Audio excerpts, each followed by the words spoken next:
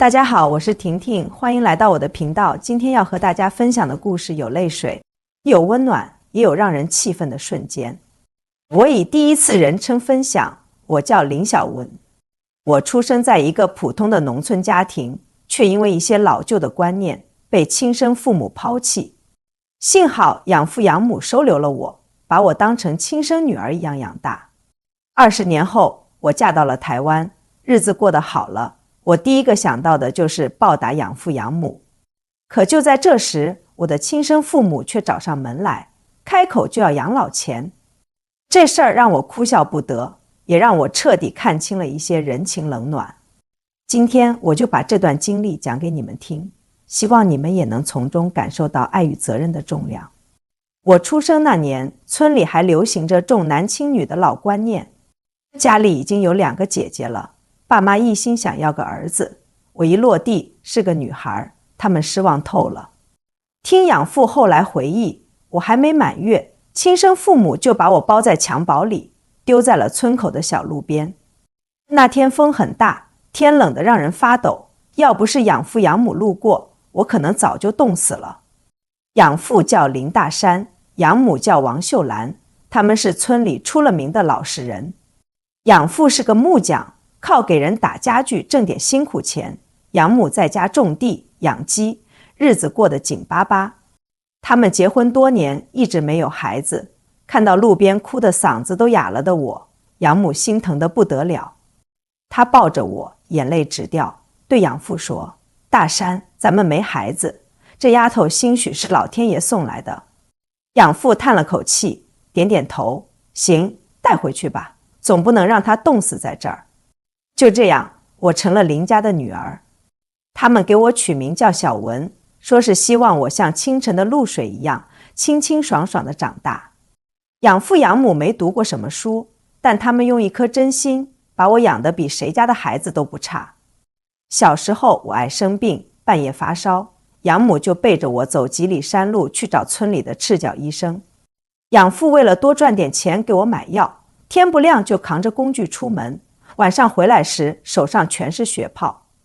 我上学后，他们更是省吃俭用，把最好的留给我。记得有一次我考试得了第1，养母高兴得不得了，特意杀了一只老母鸡给我加餐。那天晚上她自己却只啃了点窝窝头。养父常说，小文啊，你得好好读书，别像我们这样一辈子窝在山沟里。养母也总摸着我的头，笑着说，丫头，只要你过得好，我们苦点累点不算啥。他们的爱简单却厚重，像山里的老树根，牢牢地扎在我的心里。我没让他们失望，高中毕业，我考上了城里的大学，成了村里第1个大学生。毕业后，我在城里找到了一份不错的工作，日子慢慢有了起色。可我心里一直惦记着养父养母，想着有一天能让他们过上好日子。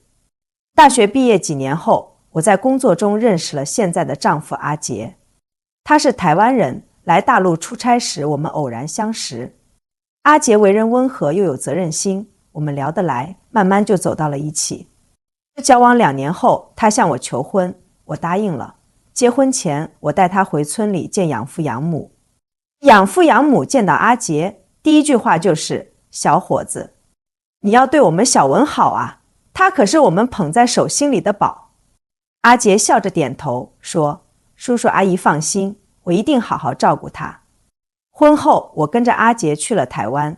台湾的生活节奏快，但阿杰很照顾我，婆家也对我不错。我在当地找了份工作，收入稳定，日子越过越好。可我心里一直有个念头，养父养母养了我20年，我得让他们享享福。结婚第3年，我和阿杰攒了点钱，我提议回大陆给养父养母买套房子，再配上一辆车，方便他们出门。阿杰二话不说就同意了，说，小文，你养父母对你那么好，咱们孝顺他们是应该的。我们挑了城里一套带电梯的3居室，离医院近，环境也好。车子买的是辆 SUV， 养父年纪大了，开着方便。我还记得那天把钥匙交给他们时的情景，养母接过房本，眼泪唰的就下来了，说，小文啊，这得多少钱啊？我们老两口住惯了村里，哪用得上这么好的房子？养父也在旁边抹眼泪，摆手说：丫头，你有这份心就够了，这东西太贵重，我们不能要。我拉着他们的手说：爸妈，这些年你们为我吃了多少苦，现在我有能力了，就想让你们过得舒服点，你们不收，我心里过不去。最后他们熬不过我，收下了房子和车子。搬进新家那天，养母拉着我的手，一个劲儿地说：小文啊，你是我们的福星。就在我以为日子会这样平静下去时，麻烦找上门了。那天我正在新家陪养父养母吃饭，有人敲门。养父去开门，回来时脸色不太对，低声说：小文，是你亲生爹妈来了。我愣住了，20多年他们从没找过我，现在突然出现，我心里隐隐觉得不对。果然，他们一进门就满脸堆笑，寒暄了几句后，亲生母亲张翠兰就开了口：小文啊，听说你嫁到台湾去了，日子过得不错。我们老两口这些年过得苦，现在年纪大了，你得给我们点养老钱啊。我听着这话，心里像被针扎了一下。养老钱？他们把我丢在路边时，想过我的死活吗？养父养母在一旁低着头，气氛尴尬得让人喘不过气。我压着火气问：你们这些年上哪儿去了？怎么现在才想起我？亲生父亲林有才咳了一声，说：我们不是没条件找你吗？后来听说你出息了，嫁得好，我们就想着一家人总得互相帮衬。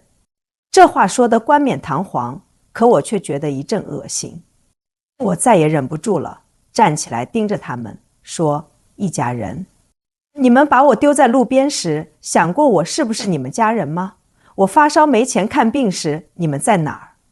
我读书没学费时，你们在哪儿？20年了，你们连一声问候都没有，现在听说我过得好，就跑来要钱，你们凭什么？张翠兰被我问得哑口无言，支支吾吾地说：那时候家里穷，没办法才，我打断他：穷，养父养母比你们更穷，他们怎么就没把我扔了？你们不是没办法，是压根儿没把我当人看。林有才见势不妙，硬着头皮说：小文啊，过去的事儿就别提了，血浓于水，你总不能不管我们吧？这话彻底点燃了我的怒火。我冷笑一声说：血浓于水？那你们当初为什么不把我溺死在水里，省得我碍你们的眼？屋子里安静得吓人，养父养母低着头不吭声，亲生父母的脸色越来越难看。我深吸一口气，看着他们，一字一句地说：你们是谁啊？我姓林，叫林小文，我的爸妈在这儿坐着呢。你们不过是2个扔下我的陌生人，想让我掏钱，门都没有。这话一出，林有才和张翠兰的脸白了又红，红了又白。他们大概没想到我会这么毫不留情地撕破这层所谓的亲情。张翠兰还想说什么，可我已经不想听下去了。我指着门说：请你们出去，别在这儿打扰我们的生活。他们灰溜溜地走了。走之前，林有才回头看了我一眼，眼里满是懊悔。可我一点都不心软，他们后悔也好，不后悔也罢，跟我已经没关系了。这件事过去后，养父养母拉着我的手，叹气说：小文啊，我们怕你为难，才没吭声。你这么硬气，我们心里高兴也心疼。我抱着他们说：爸妈，你们才是我的家人，我不会让任何人欺负你们。回台湾后，我把这件事讲给了阿杰听，他感慨地说：小文，你做得对，爱不是靠血缘维系的，是靠真心换来的。他说的没错，养父养母用20年的付出给了我一个家，而亲生父母只会让我觉得陌生。小文的亲生父母林有才和张翠兰在被拒绝后并未放弃，他们开始频繁出现在养父养母的新家，敲门要求见小文，造成困扰。一次，张翠兰甚至在房子前大喊大叫，控诉小文忘恩负义，吸引了邻居围观，让小文感到羞辱。他们还威胁说，如果小文不给钱，就去村委或报警。小文为避开骚扰回到台湾，但亲生父母竟然找到他的工作地点公开闹事，声称女儿有钱却不帮他们。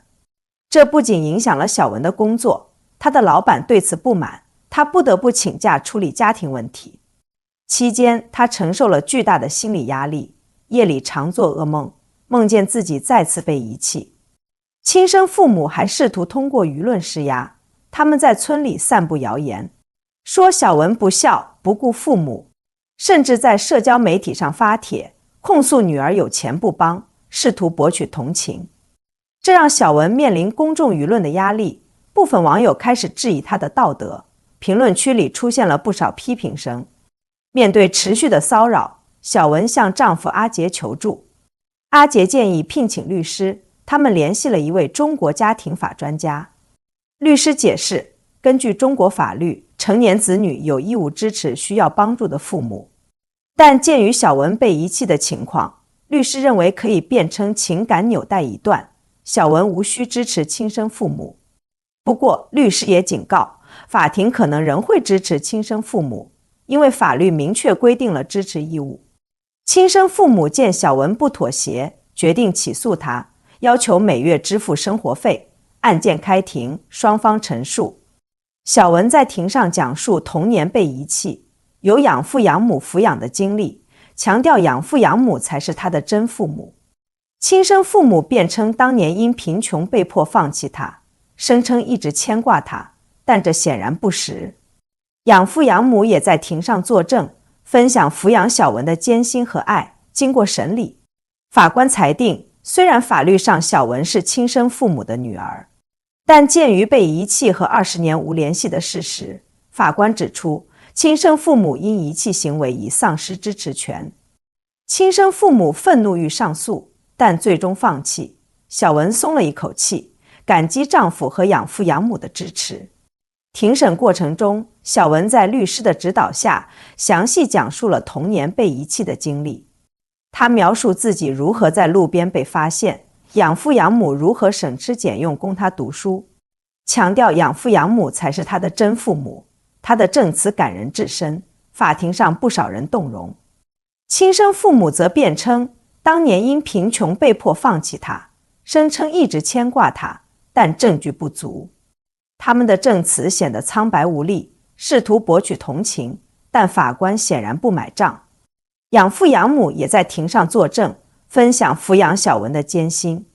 养父回忆深夜背着发烧的小文走山路找医生，养母则提到省吃俭用为他买书本。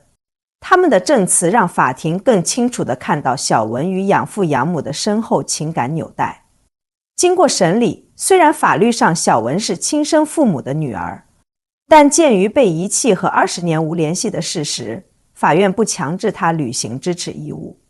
法官指出，亲生父母因遗弃行为已丧失支持权，强调情感纽带和实际抚养关系的重要性。判决后，亲生父母愤怒欲上诉，但最终因证据不足放弃。小文松了一口气，感激丈夫阿杰和养父养母的支持。阿杰始终是她的支柱，鼓励她坚强面对。养父养母则安慰她，说她做得很对，他们才是她的家人。这场风波让小文更加珍惜养父养母的爱。她时常回忆童年，想到养父深夜劳作，养母为她缝补衣服的场景，泪水不自觉地流下。她决定今后更加努力工作，给养父养母更好的生活。故事最后，她和阿杰计划生孩子，决心将养父养母的爱传递下去。